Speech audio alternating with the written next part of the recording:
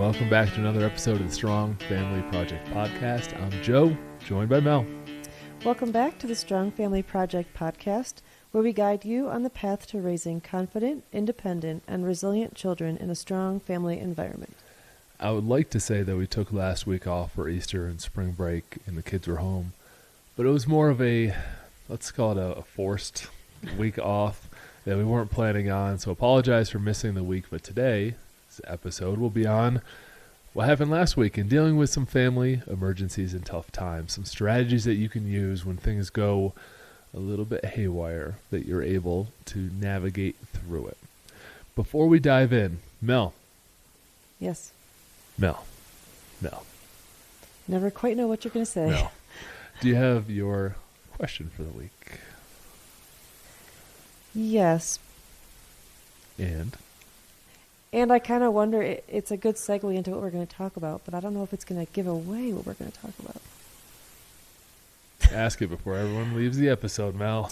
I was going to say, what is a lesson you've learned from this past interesting week we've had? So a lesson I learned from the past week, and we'll get into explaining it, is that you don't need to reinvent how you solve issues.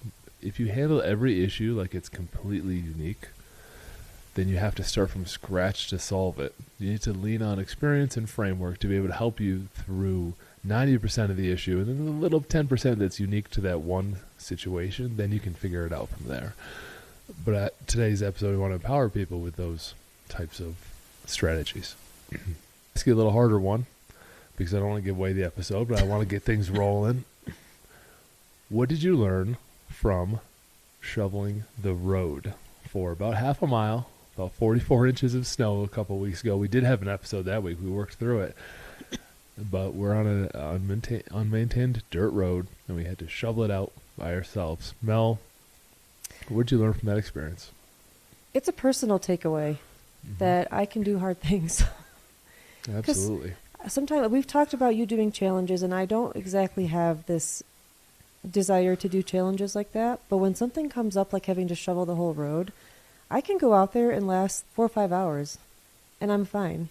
So that's something I've learned about myself. So that's like my personal takeaway, that I think I have more grit than I think I have. You certainly do. You were a trooper, got the road shoveled, we were able to get in and out. And last Saturday is when my annual birthday workout was scheduled. I'll kick off the story there, and then I'm going to pass it over to you, Mel. Apologize if we cough a little bit during the episode, but it'll be explained why here shortly. So I believe in using birthdays and holidays and celebrations. We do have an episode on that in season 1 as ways to create memorable moments for you and your family. Go out and do something, have an experience. Our experiences are typically lean on doing challenges. And so my 40th was the 4,140 pull-up day, and took 6 months of training to prep for it. It took most of the birthday, but I'll always remember that birthday because that happened. This past year, I want to really push myself into doing something new, so I decided that I would do an Ironman triathlon, self-guided. And so it really got watered down a little bit to not being an Ironman triathlon, even in length, even in self-guided nature. It had to be a spin on it, because one of our kids came home from school. He had sickness, which we learned was like RSV. He had a bit of a cold.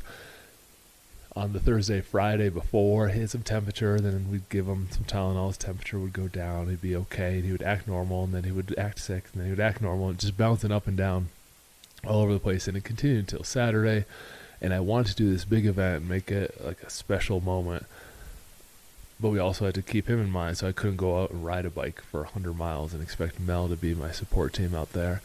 And I decided to do a marathon, started with a Manitou incline, did a marathon, came home, did 100 miles on a stationary Rogue Echo bike. It's like an assault bike.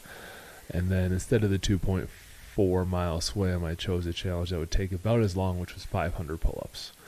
I could put it all, don't remember exactly how long it took, but I was pretty beat up. It was tiring. It wasn't as hard as I had hoped. I didn't really have to go to a deep down place and create more. I just got through it all. I felt good about it, and then laid down to go to bed, and Mel comes in. Take away the story. This is where I pick it up. You left out the fact that you took some melatonin to help you sleep that night. And I think that's relevant to the story. I was hurting, so I knew I couldn't fall asleep. Get comfortable enough. Go ahead. Yes, so backing up just a little bit, I think we all have those maternal or paternal instincts when our kids are sick. And that evening I had called Teledoc and was just trying to test the waters and see, should I be looking for something more serious here? Should he be taken into a walk-in? And the doctor had said, you should probably take him in tomorrow morning, if not this evening. And I pressed him, what am I looking for here? And he's, based on your symptoms, it could be pneumonia or appendicitis. So then I proceeded to look those things up and look for more of the symptoms. And that evening, after pretty much deciding that I was going to wait the night, because he'd been sleeping, he being Everett, our littlest, had been sleeping so well, I decided to stay the night. However, about half an hour later, he had woken up with belly pain, and I got really nervous. So I just made the decision that we're going to go to the children's hospital. So we have a really wonderful one about 30 minutes away, and they have an emergency room as well. So part of this is being prepared. I had thought through where would I take him if it was in the middle of the night, and just understanding what resources you have in your community. That's a really good point. I don't want to gloss over that. Having a list of where these things are, police station, fire station, medical during the day, medical during the evening, would be important for you to have so that you don't have to solve this problem if something else comes up. And to just do a little bit more on that, but when we moved here, before we moved, that was our hometown. We knew exactly where everything was. We actually pretty much were connected with people that knew us from some other way who were our doctor, and that was all just easy. So when we moved out here, that was another challenge, was finding new doctors. You couldn't really rely on I know this guy through this guy and I can trust them. I had taken the time in the past to try to feel that out. And as I got to know different parents through my kids' friends at school, I would ask them, where do you go for urgent care? Where do you go for ER? So just always being aware to plan ahead and have some of those things figured out. So anyway, that evening, once I decided, I think it was like 9:15 or something, I decided we need to go now. I don't want to wait the night. This could become serious very quickly. And I went into you, and I felt... She got me up. Didn't feel good. I was groggy. I was out of it. But we loaded him up. We went to the children's hospital, and they were great. We got him right into the receptionist, and they started doing some tests on him right there. So his oxygen was fairly low. It was in the 70s, so he immediately got put on an oxygen machine right there. So we should say this, because this was all new to me. Even someone in the fitness and health space, I didn't know what the oxygen saturation should be in the blood. We learned it should be in the 90s. And if you can't maintain it at that high, that there's something off with your system. And after this, we did buy a little finger oxygen test, and we can test it at home so we know more, but go ahead. And again, just being able to ask a lot of questions, because I did learn, because we live at high elevation, high 80s is acceptable, but usually you want to be in the 90s. And then basically at that point, they had taken him, we immediately got taken back into the ER, and testing was started because they needed to figure out what was going on. Turns out he had pneumonia in both lungs. And we ended up being admitted, and we ended up being there for about almost 4 days. So I showed up like with my purse. And with Everett, and you drove us, and that was basically it. I showed up, not even knowing where I was. Yeah. And I'll show up with their purse. Yeah, I think it's a little miracle that you drove us there so safely, just given that you had... I had tremendous focus. I know. I wasn't concerned at all that we wouldn't get there safely, but I think sometimes the way things line up, I want to be thankful for the way things line up. And that you have that skill set to be able to drive in any condition.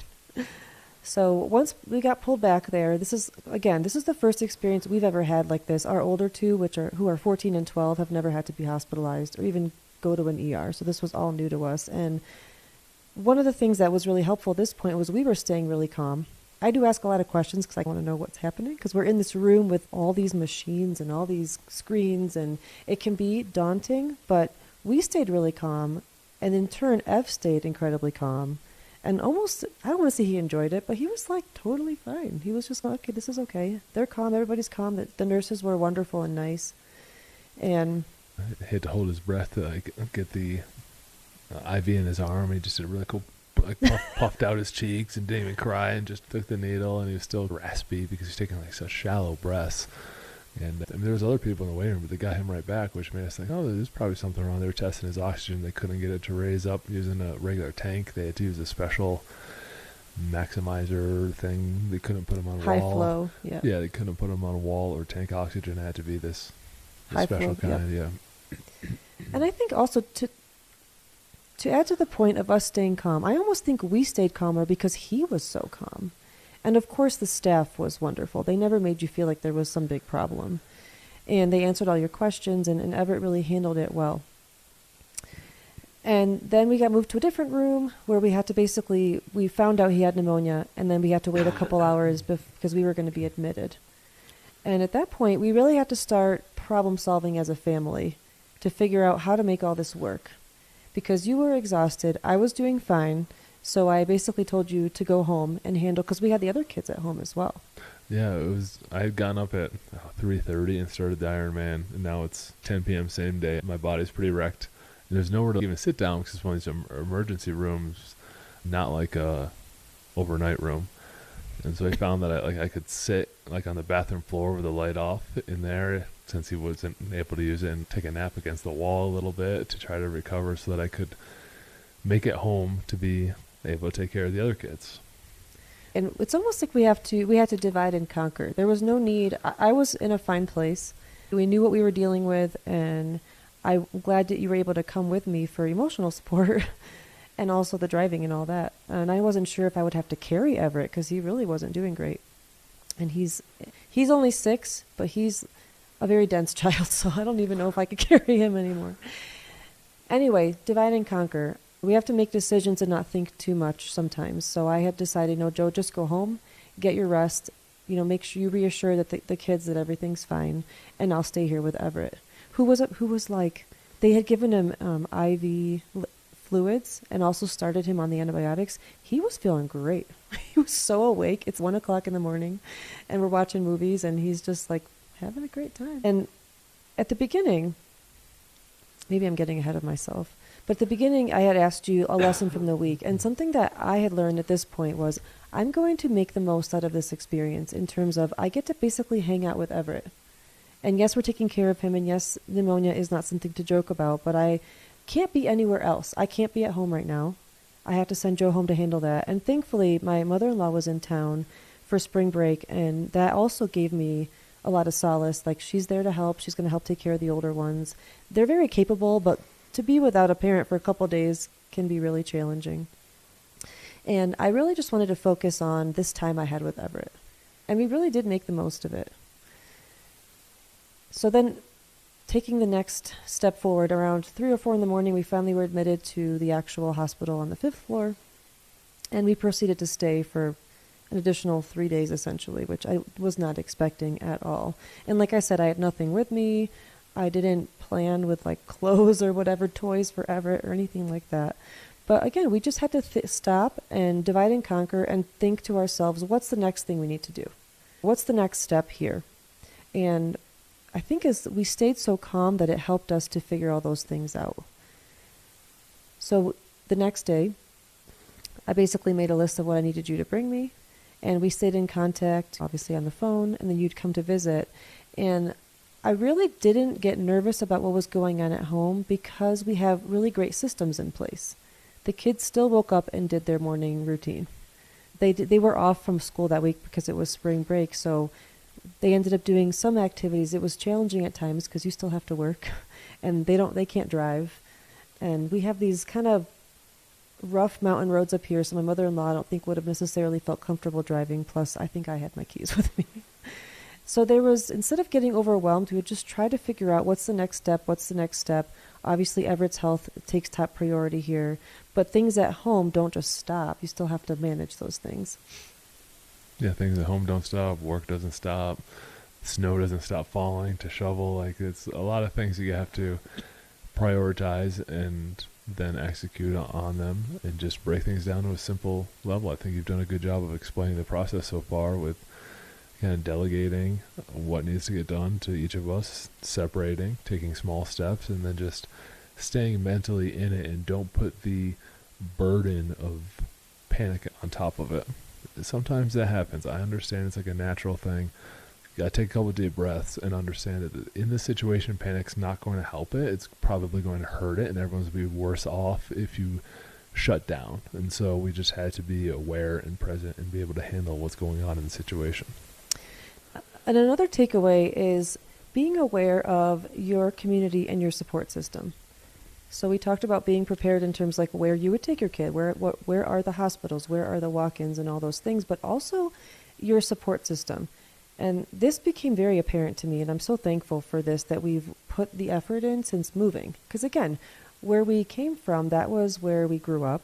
That's where family is. Our support system was already created, and because we had been there our entire lives. And then moving here, this is like my hindsight. I'm so glad I've been putting effort into getting to know people, getting to know moms of my kids' friends, getting to know people at church, getting to know and spending time with people to create that community and that support system, not just because we as humans are meant to be with others, but also because you never know when something's going to come up. And I would be messaging family and some friends, more just to make them aware, but then everybody, and I didn't even ask for this, but everybody's, if you need something, if you want me to bring you a cup of coffee, if you want me to bring you some food, if you need me to bring you something to change into, whatever the case may be, it felt really humbling to know that I had all these people that were going to just jump in and help. Yeah, I think there's a really important nuance here, that you reached out individually to people that you want to either loop in to get yourself some support, whether it's just general support or for bringing things.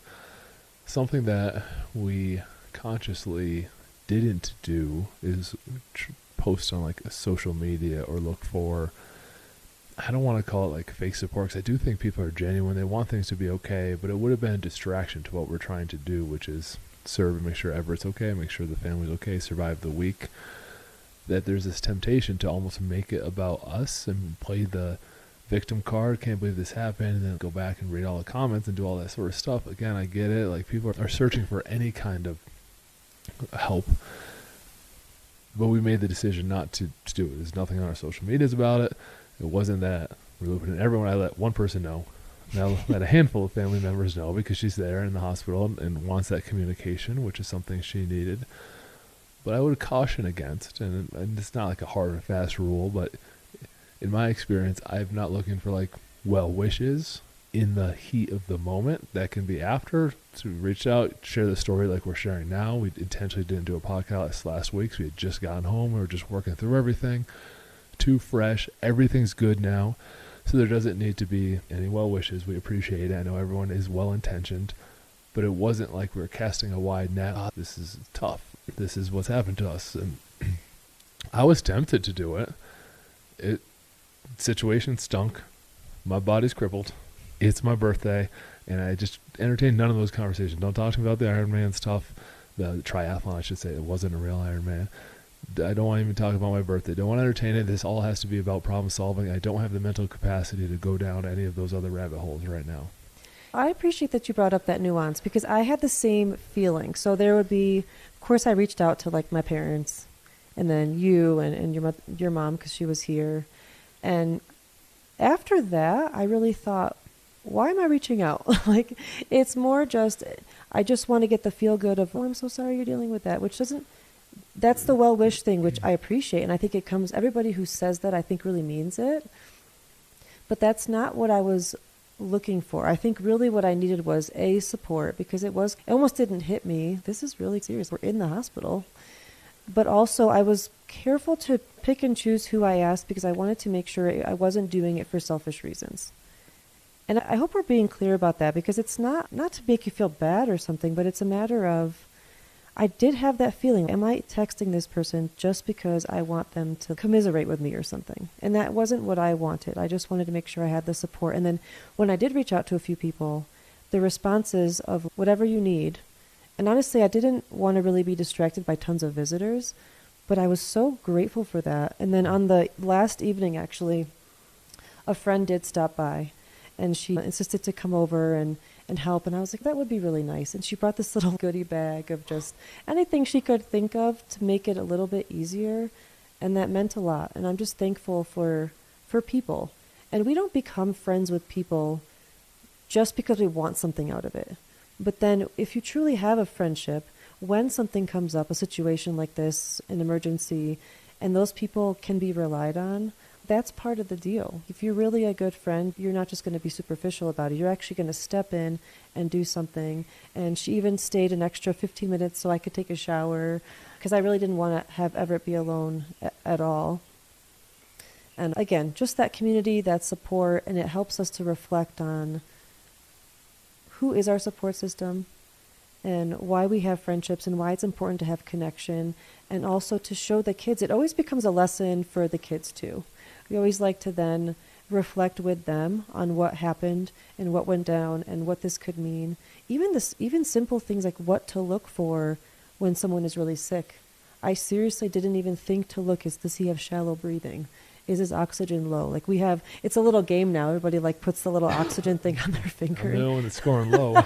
And on top of that, a bunch of us, I think everybody except one also caught the cold that this all started with too. So you're dealing with everybody being sick to a degree and still trying to protect the person and who had the most severe reaction. And then one of my favorite, did you have more to say about the hospital part? No.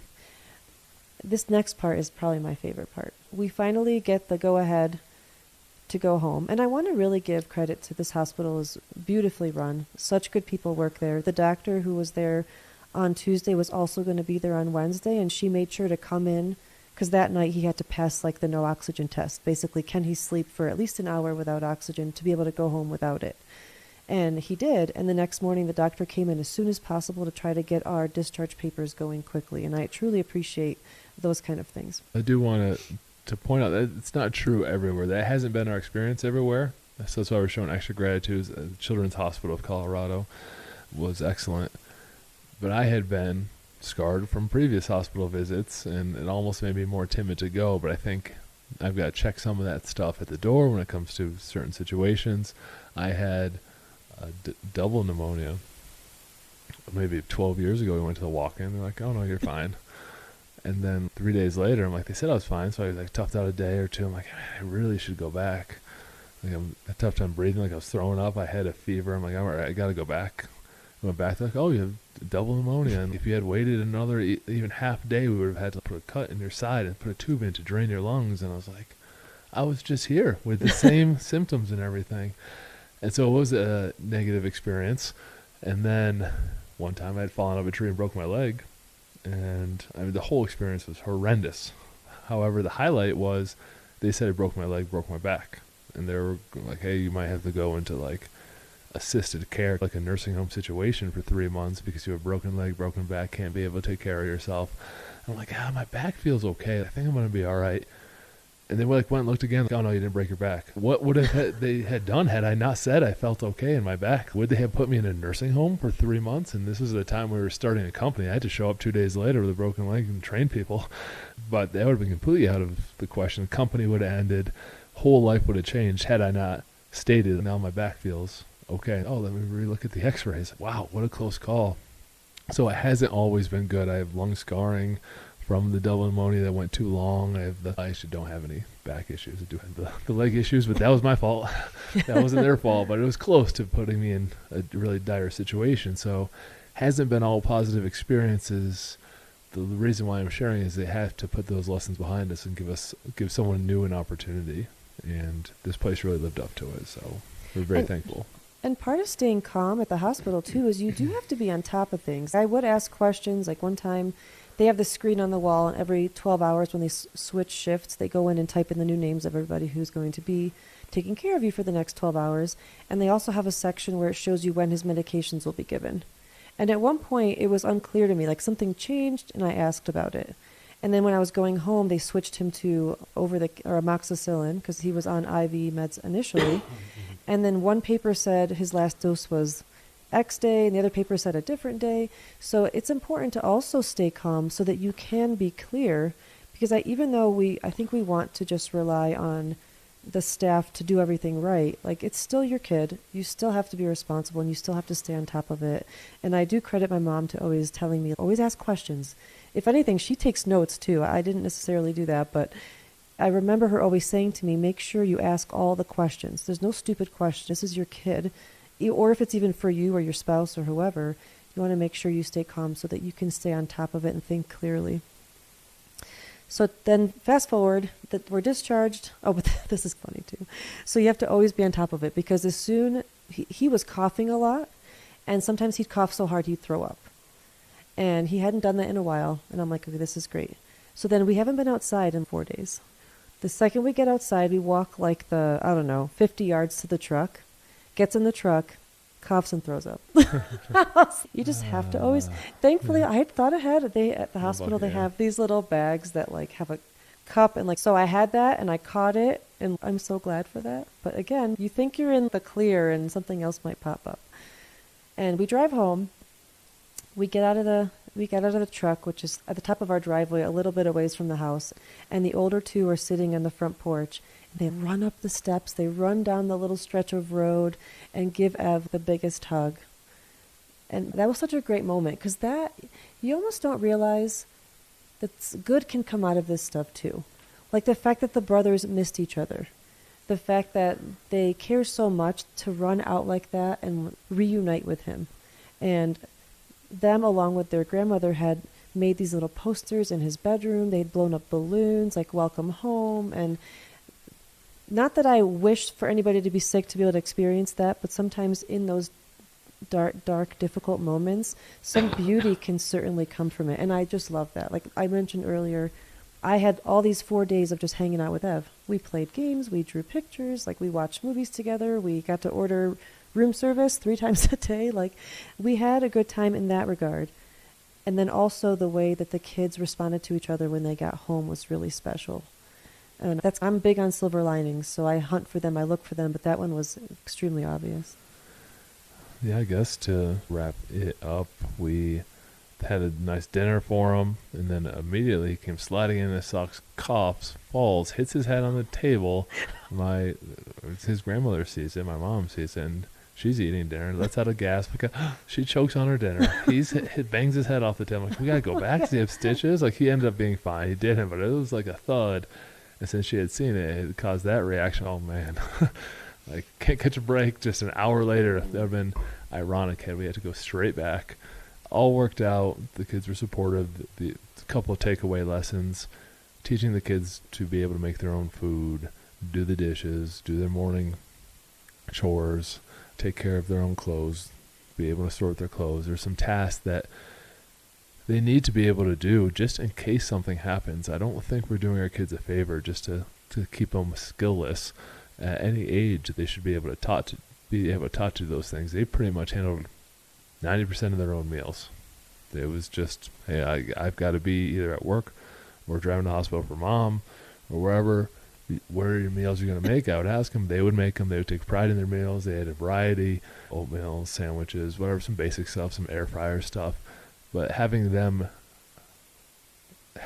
skill was critically important and able to stay calm. So there's a little bit of preparation, knowing where to go, making sure people have some skills. Then there's some in the situation mindsets, small steps, control what you can control. Staying calm was a very important one. What else did I miss, Mel?